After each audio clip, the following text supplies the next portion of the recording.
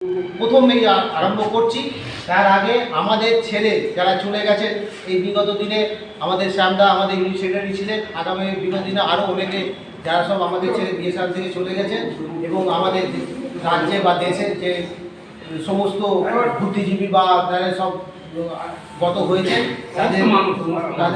তাদেরকে অনুসরণ করে আমরা 1 মিনিট নিরাপত্তা পালন করি।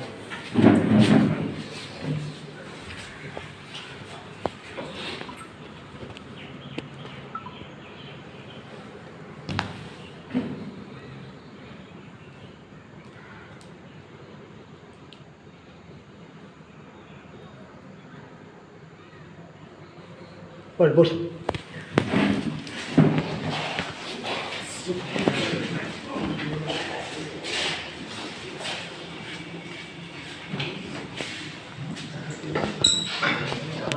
আমি শুরু করছি।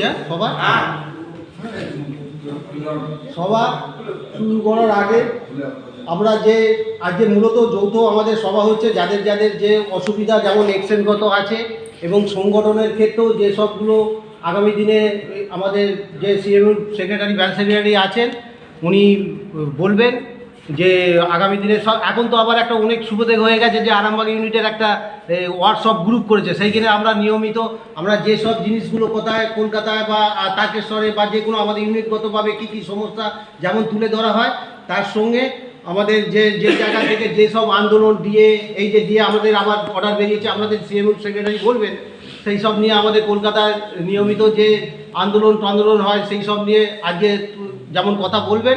আপনাদের যেসব বক্তৃতা আছে মানে আপনাদের যে সমস্যা কর্মক্ষেত্রে যে সমস্যা আছে সবারই যেমন যেসব জায়গায় যে সাইড অ্যাকশন যে কাজ করে যে কিছু না কিছু সমস্যা আছে আপনারা যেমন বলবেন সেই সমস্যা, এবং আমাদেরও যে সংগঠনের যে ক্ষেত্রে কী কী হয়েছে বিগত দিনে বা আগামী দিনে কী কী করতে হবে সেই সম্বন্ধে সব আলোচনা হবে। আমি আমার সিএমইউ যে ইউনিট সেক্রেটারি আমি বিস্তারিতভাবে কিছু বলার জন্য অনুরোধ করছি।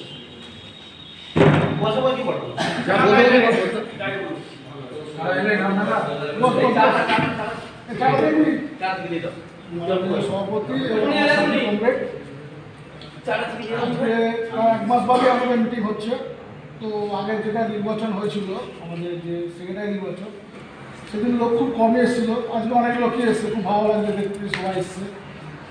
বর্তমানে আমাদের যে ক্যাজুয়াল যারা আছি আমরা তাদের তো প্রথম ভালো খবরটাই দিই, সবাই জানেন যে ডিএ অর্ডারটা হয়ে গেছে, 2টো কিস্তি দিয়ে আশা করি আমরা এ মাসে পেয়ে যাব। এটা হচ্ছে সবথেকে ভালো খবর এবং এর জন্য অনেক কিছু লড়াই আমরা সবাই করেছি, কলকাতায় গিয়ে করেছি। হ্যাঁ, তার জন্য আমরা ডিএটা পেয়েছি, সবাই জানেন পেয়ে যাব আমরা। দ্বিতীয় নম্বর কথা হচ্ছে এখন ক্যাজুয়ালদের ওপরে ডিপার্টমেন্ট একটা আঘাত আনার চেষ্টা করছে, সেটা আমরা সবাই জানি, মিটিংয়ে গিয়েও শুনেছি এবং সবাই যা দেখছি। এই যে ডিএ না দেওয়ার পেছনের একটা বড় কারণ যে আমাদের কোনো কাজকর্ম, যেটা বলতে চাইছে আমাদের কোনো কাজকর্ম নেই, আমাদের আবার ডিএ, কিন্তু আমাদের তো মেন এখন ডিএটাই ভরসা হয়ে দাঁড়িয়েছে। বেতন তো আমাদের ডিএটাই বা ডিএটাতেই বাড়ে, এছাড়া কোনো কিছু তো আমাদের বেতন বাড়ে না। তো ডিএটাই যদি আমাদের বেড়ে দেয় তাহলে আমাদের আর কিছুই হবে না। তো যাই হোক, সেই আন্দোলন করে উপর চেষ্টা করে এবং আমাদের যেটা কোর্ট কেস আছে সবাই জানে, 31 তারিখের যে 6 CPCর যে ডেট আছে 31 তারিখ, সেটা নিয়ে আবার কোর্ট কেসের কোর্টের ডেট আছে। ওই ডেটে যদি আমাদের রায়টা হয়ে যায় তাহলে আশা করছি আমরা 7,000 টাকা বেসিকটা পেয়ে যাব। এবং আমাদের যে হোয়াটসঅ্যাপ গ্রুপ আছে মনে হয় সবাই অ্যাড করা আছে, যদিও কাউরির অ্যাড না থাকে বলবেন, আমরা করে দেবো গ্রুপটা অ্যাড। এবং আমাদের যা যা খবর আসবে সব আমরা গ্রুপে দিয়ে দেবো, A to Z সব গ্রুপে দিয়ে দেবো, সবাই সুবিধা হবে জানতে, সবাই জানতেও পারবে। আর একটা যেটা বড় সমস্যা ইদানিং যেটা হয়েছে সবাই দেখেছেন, মগরা এক্সচেঞ্জ একটা শাটডাউনের নোটিশ এসে গেছে। এর নিয়ে ওরা মগরা স্টাফেরা আন্দোলন করছে, 3-4 দিন ধরে আন্দোলন করছে। তো ফাইনাল খবরটা আমার কাছে এখন কিছু নেই যে ওটা কী রেজাল্ট হলো না হলো। তো আমাদের এখন কোনো ডাক আসেনি, যদি আমাদের কোনো ডাক আসে আন্দোলন করতে যাওয়ার জন্য সেখানে আমাদের যেতে হয়। মানে আজকে মগরা হচ্ছে, কাল আরামবাগ হতেই পারে, না হওয়ার কিছু নেই।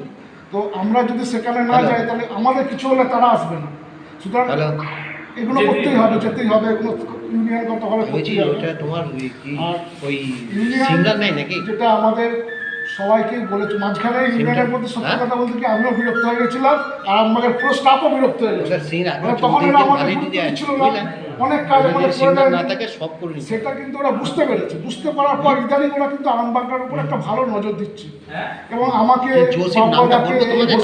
যারা সব আছে এদেরকে কিন্তু আমাদের সবসময় বলে গেছে ওরা যে কিছু অসুবিধা হলে, কারোর কোনো স্টাফের কিছু অসুবিধা হলে, কোনো সমস্যা থাকলে আমাদের ফোন করতে আমরা যথাসাধ্য চেষ্টা করবো যাতে তাড়াতাড়ি তাদের কাজটা করে দেবো।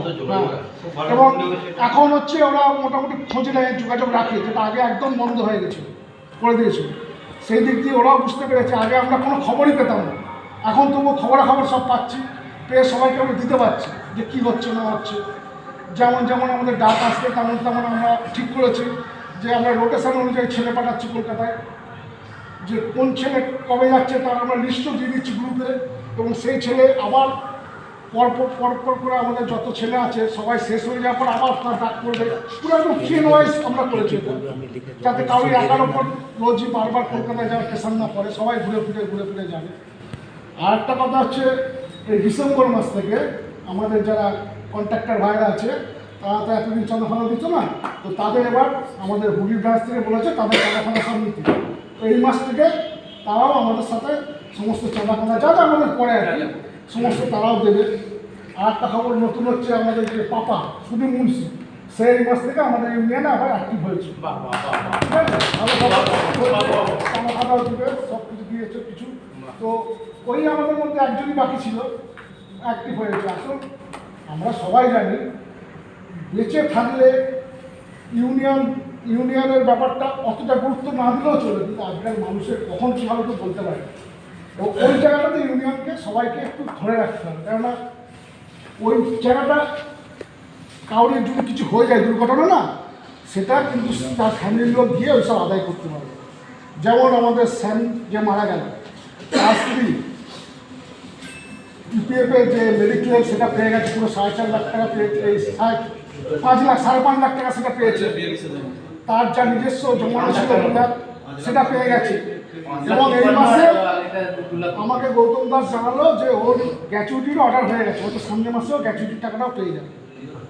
এগুলো তো ওরাই করবে, নেতারা নাহলে ইউনিয়ন এই জন্যই দরকার, এই জন্যই ইউনিয়ন দরকার। নাহলে ইউনিয়নে খুঁজছে বিরাট কিছু লাভবান, আর কারোর কিছু ভুলভ্রান্তি থাকলে, এই জন্যই তো মেনলি ইউনিয়নটা করা।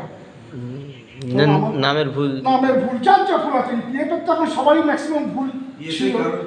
আমাদের যে একটা ছেলের যে ইএসআই ভুল আছে, ইএসআই বলছি পেনশনের যে ভুল আছে, হ্যাঁ, সেই পেনশনের যদি ঠিক না করা হয় আমরাও পেনশন কম পাবো, কিন্তু সেটা ওরা কথা দিয়েছে করে দেবে।